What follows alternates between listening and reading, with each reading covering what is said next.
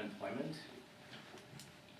It's a bankrupt, absolutely bankrupt treasury, and the government gigantism couldn't be rectified through taxation for fear of revolt.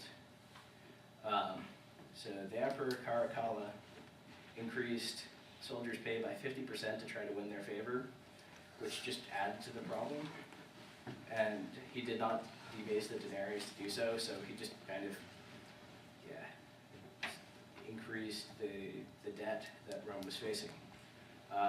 After about 10 years and 2 assassinations in which, like, during this time there wasn't much activity militarily or economically, Severus Alexander came to power, and he lost a war to the Persians towards the end of his reign.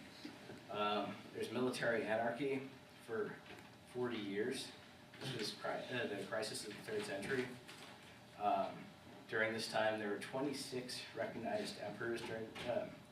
So that means there were more than one emperor on average was appointed every other year, which is just an absurd governmental turnover.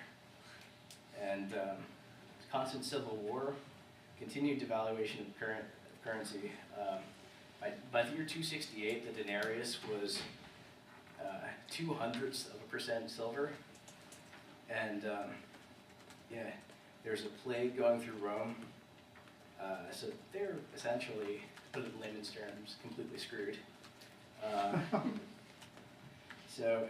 Then Aurelian came to power in 270, tried to revive the silver standard, but was assassinated before he could put in all of his reforms. But he negotiated peace with a lot of the barbarian tribes, and a lot of the next several emperors were assassinated. Political turmoil kept raging in the empire, and the economy was absolutely in shambles. There was 23% inflation per year from 293 to 301. This was taken, this happened under Diocletian. The government expenditures were even higher because of public works projects and an increase in the size of the military. Prices rose by 35 times. So they were 35 times higher in 301 as they were in 201. So there was just absolutely massive inflation. There was evidence of unemployment, and as the archaeological records show, that this mass inflation caused the standard of living to drastically drop. The quantity and quality of the products dropped, as shown by the archaeological record of pottery. There was less trading, commerce dropped significantly. So Diocletian attempted to end the economic crisis with the price edict of 301. It regulated every good and service within the empire. The violators of this price edict were put to death, but it was pretty much completely ignored because they just thought it was absurd. So because it was being vastly ignored, it stopped being enforced.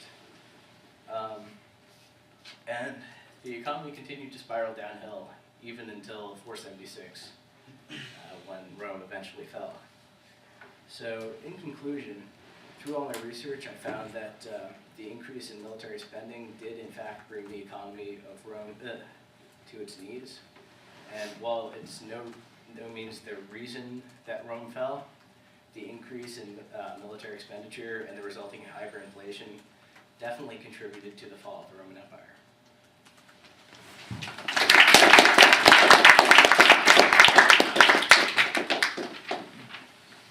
We can take just a few questions. I have a question. Regarding that, so, if someone wanting to learn the inputs and which piece would you recommend that I start out with? I gotta look at my biography, but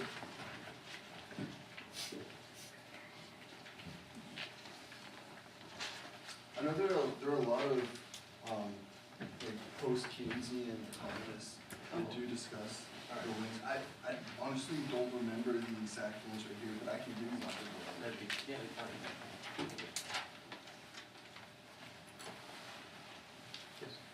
Abby?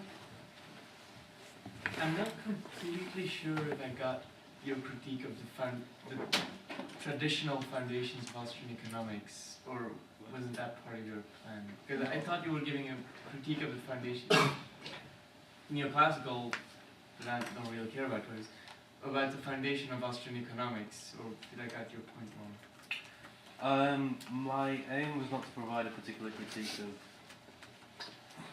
of. Allow me to answer the question by asking a question. What would you say is standard Austrian? And I don't mean names, I mean Well, arguments. the idea of human action and deduce economic laws by the use of logic from it, something like that would be foundational. Okay, yeah, I don't Like disagree. off the bat, I'm sure. Yeah, I don't critique that. Okay. I had a question for Per. In your model with the market rate of specialization as a horizontal line, I kind of got that it was implied possibly that, is this like a fixed line, or does entrepreneurship kind of shift the line upwards towards greater specialization? I kind of got that. It shifts upwards, yes. Yeah. Yeah, I just wasn't clear about that.